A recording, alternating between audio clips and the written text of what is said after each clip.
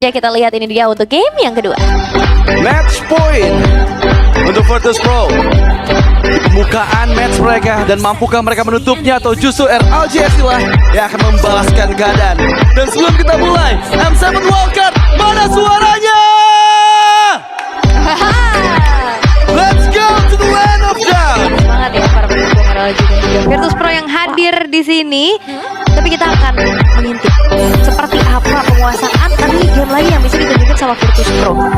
Ya sebenarnya secara clear lumayan cepat juga kan ada Farsha. Ya, dan kalau udah di center kayak gini juga segan ya maju males. Ya sebenarnya sih. Dan ini kan salah satu hero power juga ya dari seorang Hehehe. Jadi ekspektasinya lumayan tinggi apalagi dengan bantuan dari Pancake-nya juga. Tapi ya tetap Virtus Pro mereka kan bermain dengan sedikit agresif. Ya udah kelihatan sih. Lagi-lagi ya, ini gangguan yang dilakukan dan bahkan membuahkan flicker terbuang. Tapi Iron Hook yang konek kena Bober. Ada chance sepertinya dihindari ke soft claw-nya Bober. Masih bisa bertahan dengan satu bar HP saja. Wah itu sama-sama adu menghindar ya. Ada kabur juga Purify. Dan ini untuk Satan Emblemnya masih dengan adanya Fighter Emblem untuk Cloud itu sendiri. Sementara Super Gorka bukan assassin dengan Passive Opera tapi kali ini nggak bisa untuk escape sepertinya Ejejen. Petrify Titania tepat justru malah memberikan outplay yang mahal dan first blood dipegang oleh RLJSI Bober.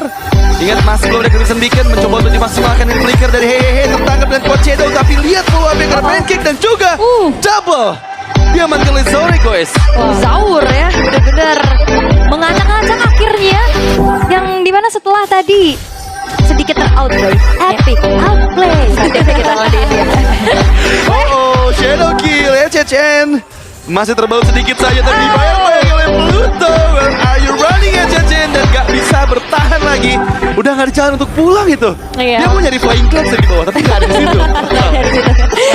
Tapi berarti ada 3 ya total point kill secara keseluruhan. Dan yang jadi satu hal menarik adalah 2 point kill dari Zaur itu dapetin di bawah level yang keempat. Ini emang sangat early.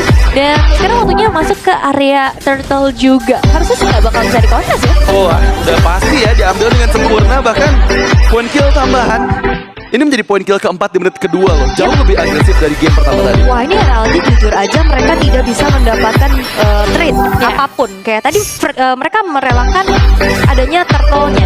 Tapi rotasi dari Hehehe tadi ke arah atas. Beda nih, Dela itu udah dibantuin. Mencoba untuk ngasih pressure kepada Super Egorka. Tapi Egorkanya aman banget. Izin aman banget ya. Aman banget ya.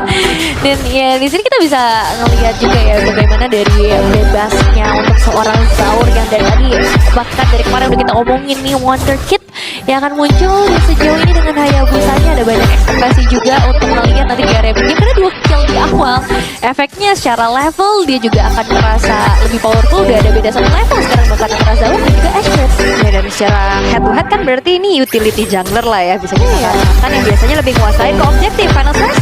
Untungnya masih ada flicker yang memang bisa dikeluarkan untuk bisa menghindar. Tapi masalah damage dari Pluto juga begitu menyakitkan ya. Waduh, tiba-tiba ada naga nih. Masih dengan Black Dragon Form seperti HHN. Sedikit menyanyiakan ya Black Dragon Formnya untuk bisa memukul mundur ke area orange buff milik mereka. Tapi masih sekarang justru masih tetap diambil nih orange buffnya. Oke ditabrak lagi. Kembali masuk dengan Flying Cloud. Dan memang HHN tereksekusi. Dan gimana Special Migration Patrick Wayam. Combo Wombo Astrid. Masih belum berhasil mendapatkan siapapun. Follow up dengan Fighter Ice Strike juga. Masih belum membawakan poin eliminasi untuk RLG. Justru 3 member down dari RLJS. Wah bahkan Pluto loh yang dapetin double killnya juga. Yang biasanya kalau kita intip ada roper-roper nakal ya yang bawa free member. Ini enggak loh.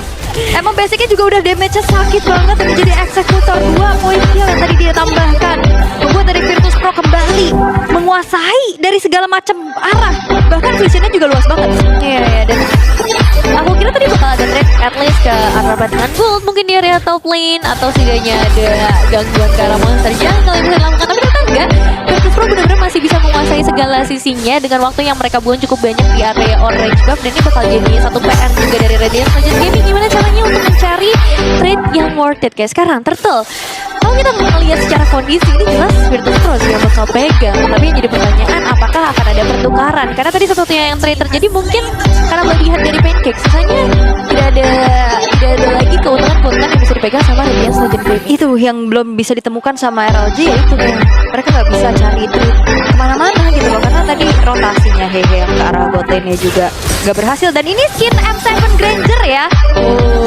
Wey, Harun Hood berhasil menangkap di follow up dengan Blazing Duet. Pluto masih bisa bertahan tapi terpancing kembali masuk dalam zona bertahan dari teman-teman LGSI. Flicker terpaksa dibuka, Daylight menghindar di bagian belakang. HHN gak tinggal diam, Bober yang dituju. Sepertinya Bober masih ada Purify untuk menghindar dari Curse Touch yang dimiliki oleh HHN. Iya, tapi walaupun masih tetap kesedot ya tadi ya darahnya, tapi dia bisa kabur juga karena SP-nya nggak terlalu low banget tadi. Tapi inisiasi yang dilakukan sama RLG udah bagus tadi, dapetin satu. Tapi ya balik lagi ternyata secara apa yang dilakukan sama Virtus Pro, ya mereka menjawab. Mereka tabrak balik dan bukan kabur. Nah, untuk kali ini yang nggak bisa kabur nih karena udah gak ada battle mirror image dan killing spree untuk Soul Egoist. Lagi-lagi permainan agresif dari Virtus Pro mereka tunjukkan, dan ini RLG udah mulai tenggelam lagi kah dalam permainan dari Virtus Pro nih, Bun? Iya sih kelihatannya ya, dari Virtus Pro mereka pintar banget untuk bikin distraksinya. Siapa yang bakal fokus ke arah junglernya, siapa yang bakal fokus ke arah damage dealernya. Dan ya jelas bisa dibilang lagi-lagi Daylight lumayan terganggu dengan banyaknya hal yang dilakukan oleh Virtus Pro. Dan sekarang udah mulai bergeser ke arah mode defensif. Ngelihat ini udah balik lagi Virtus Pro yang agresif. Wah, ini udah gak bisa escape dari jangkauan Virtus Pro, terutama Zero Egoist yang memang sudah connect dari Shadow Kill-nya. Threat kedua dikantongi oleh mereka, dan mereka sekarang bersiap untuk kembali menginvasi area jungle dari RLGSI. Tapi jujur ya, kalau dari RLG menurutku misalkan mereka tahan nih ya, sabar, main sabar, jaga high ground-nya juga ini lebih wah, masalah ini nggak dikasih diam sama sekali si Pancake yang cukup aman meskipun dibalikan. Special Migration, Poetic Wave, kombinasi dengan Feather High Strike, satu member down akhirnya. Lihat gimana Pluto juga dihilangkan, tershutdown, sudah double untuk HHN. Follow up masih ada, mencoba untuk bisa menghindar, tapi sekarang HHN down. Dibalikan kembali keadaannya karena lihat Super Ego di bagian belakang masih bisa menghindar, dan justru malah Acid yang sekarang dipaksa untuk mundur, kembali ditangkap. What Shadow yang masih disimpan justru malah menjadi eksekusi yang manis dari Zoro Egoist. gila sih Zoro Egoist ya. Ternyata permainan Quad Shadow yang in and out-nya bagus banget, manis banget. Bahkan tadi dia sempat ngehindari Bladihan kan. Iya, Makanya tadi Bladihannya tadi di tempat. Sedangkan Zoro Egoistnya udah kemana-mana gitu loh. Walaupun emang agak tadi sedikit terlalu berani ya untuk Pro masuk ke dalam area defensifnya juga. Karena yang tadi aku sempat katakan sebelum ada teamfight tadi, RLG ini punya hero-hero momentum. Betul. Ada Bladihan, ada Special Migration, ada Petrify juga. Dari HHN, dan secara high ground untuk bisa memberikan clear power ini lumayan nih terjaga ada Farsha. Jadi kalau misalkan emang lebih sabar lagi nyari-nyari momentum, sebenarnya RLG bisa menemukan winning condition yang lebih terbuka dibanding game sebelumnya. Ya aku setuju banget sih, apalagi ngebawain Franco tuh tipikal hero yang bisa ngubah keadaan Punish, loh ya. Kalau misalnya dia dapetin pick off ke arah player yang tepat, kayak ya let's say Zaur tadi juga hampir bisa kena sebenarnya dengan padihannya. Keuntungannya bisa dapetin sama Radiance Legend Game ini bakal massive banget. Waduh, ini Pluto galak banget loh, tiba-tiba masuk secara nggak langsung nutup Feather Attack-nya Parse, sehingga auto turret terakhir dilucuti oleh teman-teman dari Virtus Pro. Dan sekarang mereka tinggal menunggu nih kehadiran Lord yang pertama di 1 menit lagi, dan setup seperti apa yang bisa dilakukan oleh Virtus Pro. Ini Cavalrys datang nih, Cavalrys dari Wildcard. Gile. Udah langsung masih support dari sekarang tuh ya. Bener, tapi kalau tadi dari Pancake yang sebenarnya Iron Hook-nya kena, tapi Bladihannya nggak mau dikomit ke arah Pluto. Tebel. Bukan, kayak lebih ke Virtus Pro ini biar lebih overthinking. Mereka nggak sembarangan masuk, karena kalau misalkan udah masih ada Bladihan, mereka kan jadi ragu-ragu. Minimal trigger dulu Bladihannya biar gak ada yang ketangkep kan. Jadi biar tetap aja terjaga, bisa nangkep Zoro Egoist. Ya ngasih pressure tambahan lah jadinya buat Virtus Pro dengan 7.300 gold yang sekarang udah mereka pegang. Satu inner turret di area top lane juga udah berhasil ditembus ya. Jadi untuk Radiance Legend Gaming balik lagi kesabaran aja yang mereka butuhin, dan momentum mungkin karena Pancake sekarang mulai terkena lagi nih output damage dari Virtus Pro yang gak pernah berhenti dari tadi ult. Iya, ini Virtus Pro juga mereka nggak mau sembarangan lagi. Masuk tuh ini lagi mikir kan, Special Migration ada nih ya, Petrify ready, Bladihan ada. Jadi agak sedikit meredam, karena kalau nggak ada Bladihan ya dia bakal ya masuk aja nih sembarangan. Iya, karena sekali kombinasi berjalan untuk RLG ya, itu bisa hilang lebih dari 1 member loh dari Virtus Pro kan. Ini pengen jalan-jalan aja sebenarnya udah kerasa ya. Seharusnya karena tertarikan tuh bisa ke arah siapa aja. Tapi kalau ngomongin ke arah kontes Lord, Iya. masih jadi berat sih buat LG kalau untuk kontes. Better untuk dikasih aja untuk Virtus Pro dan mereka bermain bertahan. Iya. Karena sekarang membawa Parsha seenggaknya udah punya jawaban juga ya. Udah punya solusi untuk bermain high ground seperti apa nanti. Oke. Punish ya, hero punish juga ada ya Iya. kan. Kalau terlalu dalam kayak tadi, Ashred juga udah beberapa kali mendapatkan momentumnya. Dan item pertama untuk Pancake lebih ke Winter Crown ya, agar Gladihannya tidak terkena cancellation. Ya, Blowing On dan Lightning Truncheon, ini dia damage yang diupayakan oleh Hehehe. Sementara, wow, ternyata tidak begitu glowing untuk Bober ya. Lebih nyarinya ke Genius, lebih nyari juga ke arah Bloodwing, nyari magic damage tambahan. Iya, ya, ini satu hal yang cukup berbeda gitu ya, yang dibawakan juga mungkin karena dirasa cukup untuk penetrasinya. Dan sekarang dengan Lord yang udah mulai berjalan dari area top lane, wah ini tinggal menunggu momentum sebenarnya dari Virtus Pro. Apakah mereka akan bermain dengan agresif, karena secara manajemen wave minion bisa dibilang cukup lancar dari 3 sisi yang berbeda. Ya. Meskipun untuk kali ini masih menunggu dengan Lord yang akan segera masuk ke dalam base turret di bagian atas. Sama ada ECCN yang gak bisa untuk escape lagi. Tereksekusi dengan begitu cepatnya. Kembali masuk seorang diri Ashred. Gak dikasih calon untuk pulang. Death Sonata menjadi penutupan. Untuk Super Gorka berhasil mengambil sang jungler dari RLGSI, masuk kembali. Dan wave minion yang masih cukup putus. Super wave minion kembali masuk secara bersamaan dan Fighter Isaac kembali dibuka.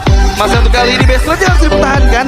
Satu katapult terakhir yang menjadi penopang mereka untuk bisa maju terus ke dalam area base dari RLGSI. Wah, ini kena pop dari Death Sonata aja udah males nih. Pancake yang harus mundur dulu. 2 base turret berhasil dihancurkan oleh Virtus Pro dengan 12.000 perbedaan gold yang sekarang harus dihadapi oleh Radiance Legends Gaming.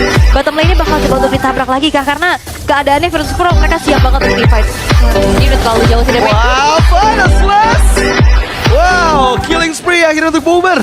Dan kali ini hanya berempat. RLGSI dipaksa bermain dalam zona pertahanan mereka.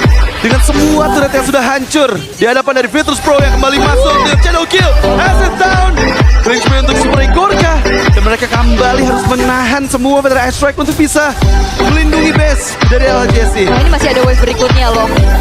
Masih ada upaya dari Virtus Pro untuk tabrak lagi. Cukup miss tadi. Panas Lesnya belum berhasil oleh karena siapapun mencoba kembali tabrakan yang berhasil dua dan sekali diaktifkan Daylight. Berhasil memang clear minion kah? Satu katapult terakhir yang dibutuhkan, tapi gimana satu persatu didapatkan Pluto. Hit terakhir yang dibutuhkan, double kill tinggal sebagai Gorka. Dan sekarang base kembali terekspos. Kali bisa dilakukan kira triple kill.